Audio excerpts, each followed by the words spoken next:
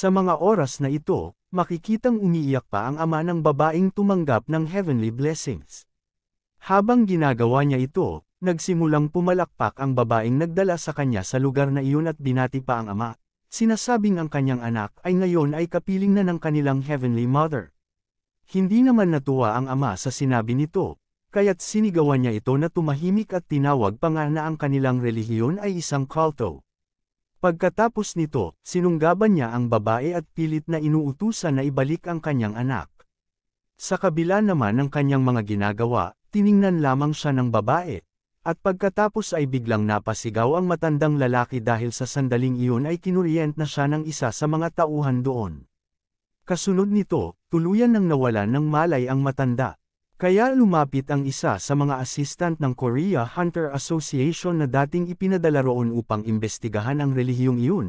Ngunit ngayon ay tila na brainwash na rin ito at naging isa na sa mga mananamba ng Heavenly Mother. Sa sandaling iyon, sinabi niya sa deacon ng lugar na dadalhin niya ang matanda sa confession room para doon ito magsisi sa kanyang mga nagawa. Habang ginagawa nila ito, pinagmamasdan sila ng deacon at sinabi pa nga nito na nakakapanghinayang ang naging pagkilos ng ama ng isa sa kanilang mga miyembro.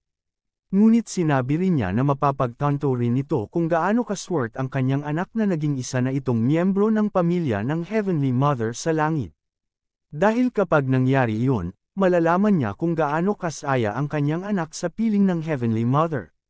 Samantala, sa isang di kilalang lugar, nagsimulang magpakita ang isang bilog at umiilaw na bagay. Kasunod nito, lumitaw mula rito ang babaeng tumanggap ng heavenly blessings kanina, ngunit ngayon ay wala na itong kasuotan. Matapos makahinga ng ilang sandali, napatanong siya kung nasaan siya. Ngunit habang sinusuri pa niya ang paligid, lumapit sa kanya ang tinatawag nilang Heavenly Mother at nakangiting binati ang dalaga, sinasabing sa wakas ay nakarating na rin siya. Agad namang natuwa ang dalaga dahil nakilala niya ito bilang ang kanilang Heavenly Mother. Ngunit pagkasabi niya nito, ngumiti ang Heavenly Mother sa kanya nang nakakatakot at sinabi na iwanan na nito ang walang silbing katawang lupa niya ngayon. Habang naguguluhan pa ang dalaga sa sinabi nito, biglang humiwalay ang kanyang ulo mula sa kanyang katawan. Habang gumugulong pa ang kanyang ulo sa lupa, naglabas naman ng baso ang Heavenly Mother. Pagkatapos gawin iyon, ang dugo mula sa katawan ng babae ay nagsimulang mapunta sa baso. Matapos ito, sinabi ng Heavenly Mother na magiging alkohol ang kanyang purong kaluluwa para sa kanilang mga plano. Kasunod nito, nagsimula siyang maglakad patungo sa ngayon ay nakatali na si Aslan. Mapapansin din na habang nakatali ito sa isang malaking bato, nakapaloob na sa kanyang katawan ang puso ng Titan. Kasunod nito, tinanong siya ng Heavenly Mother kung bakit hindi pa rin niya tinatanggap ang puso ng Titan sa kanyang katawan. Matapos niyang sabihin ito, nagsimulang damilat ang mga mata ni Aslan. Sinabi niya na ilang ulit na niyang sinabi sa kanya na ayaw niyang maging isang halimaw. Tinanong din niya ang Heavenly Mother kung hindi ba niya nauunawaan ang sinabi niyang iyon dahil hindi siya tao. Sinabi naman ng Heavenly Mother na ang pagtanggi niya na maging ang bagong Titan ay ang pagtanggi niya rin sa itinakda ng kanyang kapalaran. Pagkatapos sabihin ito, ibinuko niya ang kanyang mga pakpak at nagsimulang lumapit kay Aslan. Habang nagugulat naman si Aslan sa kanyang mga nakikita, sinimulang ipainom sa kanya ng Heavenly Mother ang dugo ng babae kanina. Sinabi nito na makakatulong iyon upang maging isa siyang ganap na Diyos. Matapos mainom ni Aslan ang lahat ng dugo na nasa baso, nagsimulang magkaroon ng reaksyon ang puso ng Titan. Dahil dito, galit na tinanong ni Aslan kung ano na naman ang ipinainom nito sa kanya. Sinabi naman nito na kapag tinanggap na niya ang pagiging isang Diyos, ang lahat ng sakit na nararamdaman niya ngayon ay magiging kasiyahan para sa kanya. Hindi naman natuwa si Aslan sa mga sinabi nito. Sa halip, galit pa nga niyang sinabi na papatayin niya ang babaeng iyon at pagpipira-piresuhin ang kanyang katawan. Habang patuloy namang sumisigaw sa sakit si Aslan, nagsimula ng maglakad palayo ang Heavenly Mother. Ngunit habang ginagawa niya ito, may napansin siya. Nang tingnan niya ang kalangitan, nakita niya na may nagaganap sa itaas. Dahil dito, naisip niya na marahil ang selyo na inilagay niya sa Demon God ay natanggal na. Samantala, natanggap ni Daesung ang isang notification na nagsasaad na ang kanyang demonification level ay bumaba dahil sa pinsalang natamo niya mula sa Curse Spear. Ngayon ang kanyang demonification level ay bumagsak na sa level 2 na lamang. Binanggit din sa notification na ang kanyang mga Apostle Summon skills ay aktibo pa rin, ngunit ang kanyang mga Hell-exclusive skills ay nakasilyo dahil sa pagbaba ng kanyang demonification level. Gayunpaman, may isa pang notification na nagsabing nakatanggap siya ng isang special heavenly skill dahil sa pagtanggal niya ng Curse Spear mula sa kanyang katawan. Binanggit din na ang kakayahang ito ay inangkop ayon sa mga katangian ng Demon King, at tinawag itong Demon King's Keys. Ang kakayahang ito ay may kakayahang magtanggal ng anumang abnormal status effect ng target at magpagaling ng anumang physical injuries. Sa pagkabasa naman ni Daesung ng kakayahang ito, naalala niya kung paano siya ninakawan ng halik ni Soyeon. Dahil dito, pinagpawisan siya at naisip na kahit gaano pa kaganda ang kakayahang ito, hindi niya ito gagamitin. Habang iniisip niya ito, muling lumitaw ang magic book at binati siya sa matagumpay na pagkabawi niya ng kanyang kapangyarihan. Nagtaka naman si Daesung kung bakit tila nagbago ang paraan ng pagsasalita nito. Sa kanyang palagay, tila naging mas merespeto ito ngayon. Sumagot ang magic book at sinabi na ang ganitong pagbabago ay normal, dahil nag-a-adjust ang kanyang attitude batay sa kapangyarihan ng kanyang may-ari. Sinabi rin nito na, dahil sa kasalukuyang kapangyarihan ng bagong master nito, naniniwala siyang kwalipikado na ito bilang kanyang tunay na master. Hindi naman natuwa si Daesung sa sinabi nito kaya tinanong niya kung ibig bang sabihin nito ay wala ng limitasyon sa paggamit niya sa magic book. Kinumpirma naman ito ng magic book at sinabi na mula ngayon ay maaari nang gamitin ni Daesung ang lahat ng mapapakinabangan niyang kapangyarihan na nilalaman ng libro sa pamamagitan ng pagkonsumo ng kanyang sariling divinity. Natuwa naman si Daesung sa narinig. Kaya tinanong niya ang magic book kung kaya ba nitong dalhin siya kung nasaan ang mga bastardo na nakalaban niya. Humingi ng paumanhin ang magic book, sinasabing hindi nito kayang magbukas ng isang dimensional gate patungo sa heaven dahil mangangailangan iyon ng isang espesyal na susi. Na-disappoint si Daesung matapos marinig ito at sinabi pa nga niya na hindi naman kalakihan ang hinihiling niya ngunit hindi pa rin iyon magawa ng libro. Sa kanyang palagay, ang magic book ay talagang walang silbi. Sumagot naman ang magic book at sinabing, bagamat hindi siya makakapagbukas ng isang dimensional gate patungo sa heaven, ang mga hinahanap ni Daesung na kalaban na may dala ng susi patungo sa heaven ay nasa earth na. Kaya maaari niyang dalhin si Daesung sa kinaroroonan ng mga ito. Nabigla naman si Daesung matapos marinig ang impormasyong ito. Samantala, lumipat ang eksena sa gusali ng Heavenly Mother Association. Dito, makikita ang nakalaban kanina ni Daesung na nagsasabi sa kanyang sarili na kailangan pa niya ng higit pang kapangyarihan upang matalo si Daesung. Habang iniisip niya ito, biglang pumasok sa kanyang opisina ang deacon ng Heavenly Mother Church. Tinawag siyang representative at iniulat na mayroon silang bagong sister na tumanggap ng heavenly blessings. Pinuri naman siya ng representative at sinabing magpapakalat pa sila ng iba pang gate sa kalapit na bayan upang mas marami pa silang mahikayat na mga mananamba ng Heavenly Mother. Pagkatapos niyang sabihin ito, nanatiling tahimik ang deacon, kaya tinanong siya ng representative kung ano ang gusto niyang sabihin. Matapos marinig ang tanong, tinanong ng deacon kung gaano pa karami ang kailangang matawag upang tumanggap ng blessings bago nila mabawi ang mga namatay noong Apocalyptic War 3 taon na ang nakalipas. Sandaling natahimik ang representative, pagkatapos ay tinanong niya ang deacon kung ang tinutukoy ba niya ay ang kanyang anak na nawala noon. Dahil kung ganoon, maging siya ay may nawala rin noong mga panahong iyon. Sinabi rin niya na maibabalik nila ang lahat ng mga nawala sa kanila sa tulong ng Heavenly Mother. Agad namang sumang-ayon ang deacon at sinabi pa na talagang naniniwala siya sa kanilang Heavenly Mother. Pagkatapos ng kanilang pag-uusap, biglang may sumanib sa representative. Habang nagugulat pa ang deacon sa kanyang mga nakikita, biglang tumayo ang representative at sinabi na ang chaos at destruction ay hindi pa handa.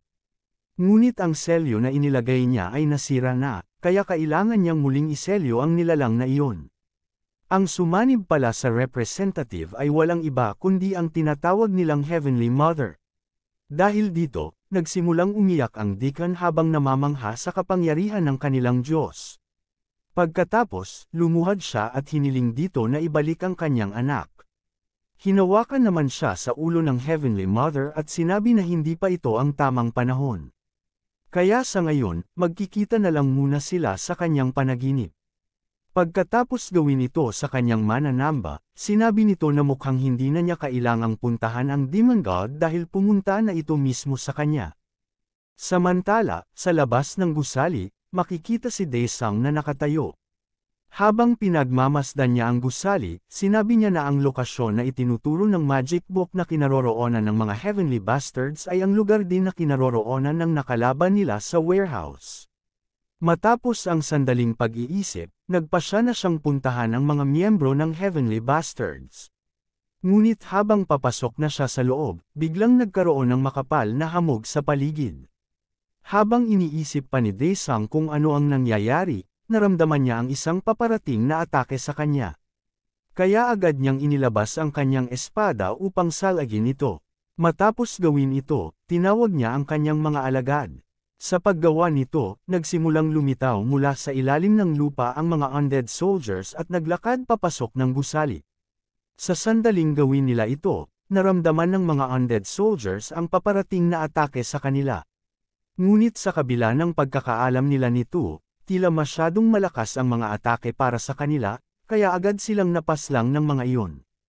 Matapos masaksihan ang nangyari sa kanyang mga alagad, agad na sumugod si Daesung sa taong may kagagawan nito.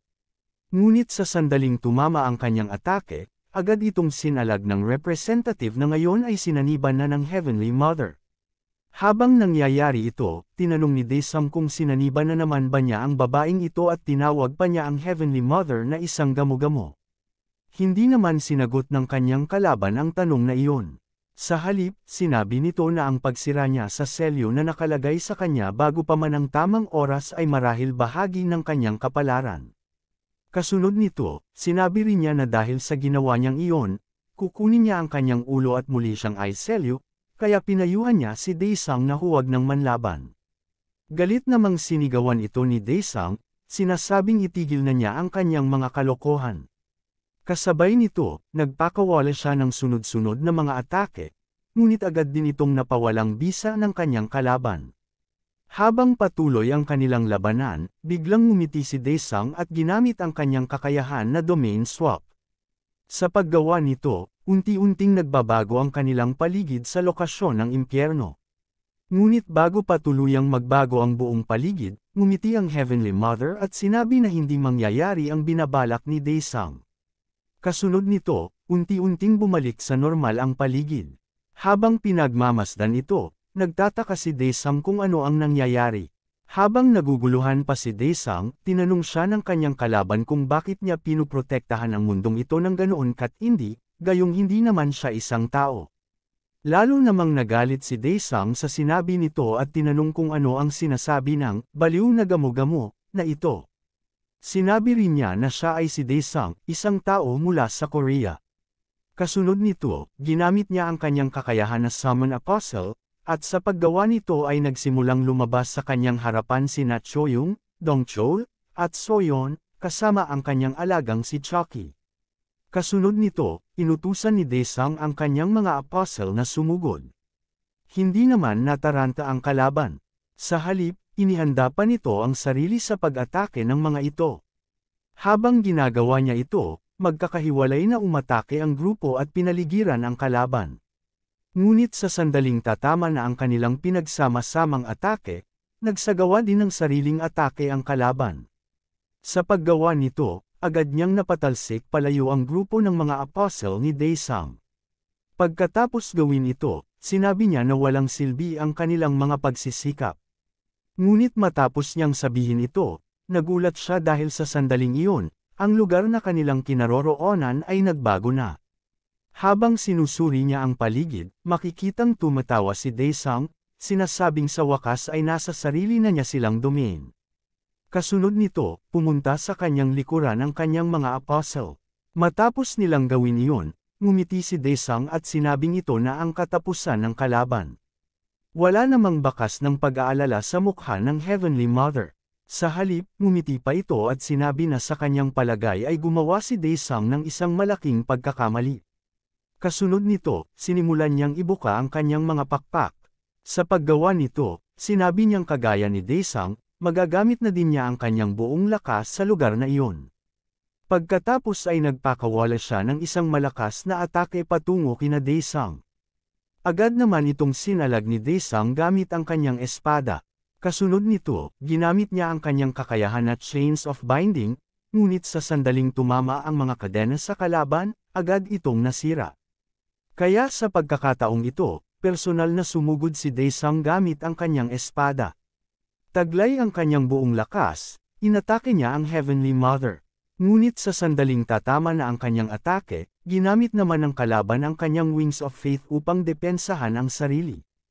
Sa sandaling magtagpo ang kanilang mga kakayahan, nagkaroon ng malaking pagsabog sa lugar. Ngunit bago pa man mawala ang apoy ng pagsabog sa paligid, muling nagsagawa si Daesung ng pag-atake. Sa kabilang banda, ginamit din ng kalaban ang kanyang mas pinahabang mga kuko upang e-counter si Daesung.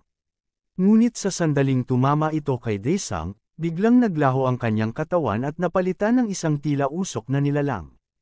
Sa sandaling iyon pala, ay ginamit ni Soyeon ang kanyang kakayahan na summoning upang tawagin si Daesung papunta sa kanya, upang makaiwas sa atake ng kalaban. Matapos maramdaman ni Daesung na nakaligtas siya sa tulong ni Soyeon, nagpasalamat siya rito at sinabing muntik nang magkaroon ng malaking butas ang kanyang katawan. Nagtaka naman si Soyeon kung bakit sila naruroon at napapatanong kung nasa panganib na naman ba ang kanilang leader na si Daesung. Si Choyong naman ay tinanong si Daesung kung ang babaeng iyon ba ang kanilang kalaban. Habang si Dongchol ay tinanong kung gaano kalakas ito, dahil sa nakita niyang malaking pagsabog ay halos atakihin na siya sa puso. Matapos marinig ang mga tanong nila, napatanong si Daesung kung natapos na ba ang kanyang apostle state dahil matino na ulit ang pag-iisip ng mga ito. Sa kabila ng kanilang mga tanong, sinabi lamang ni Daesung na ipapaliwanag na lang niya ang lahat kapag natapos na ang kanilang laban. Dahil sa ngayon, kailangang talunin muna nila ang bastardong iyon. Matapos marinig ang sinabi ni Daesung, tiningnan ng kanyang mga apostle ang kanilang target. Ngunit sa paggawa nila nito, sinabi ng kalaban na ang kanilang mga ginagawa ay walang silbi. Dahil sa huli, ang kapalaran ni Daesung ay ang maglaho ng tuluyan. Galit na galit naman si Soyeon at ang kanyang alaga na si Chucky matapos marinig ito. Kaya binigyan nila ang kalaban ng isang matinding dirty finger para sa kanyang kalapastanganan. Abangan ang susunod na kabanata. Dito na po nagtatapos ang pinakabagong chapter. Kung nagustuhan ninyo ang episode na ito, paki-comment naman ng heart at paki-like na rin, malaking tulong na yan para sa channel. At kung nagawa na ninyo, maraming salamat sa inyong suporta. Hanggang sa susunod na episode, mga lods. Every 2 chapters na pala ang update natin para hindi masyadong maiksi ang ating mga video. Salamat sa pangunawa.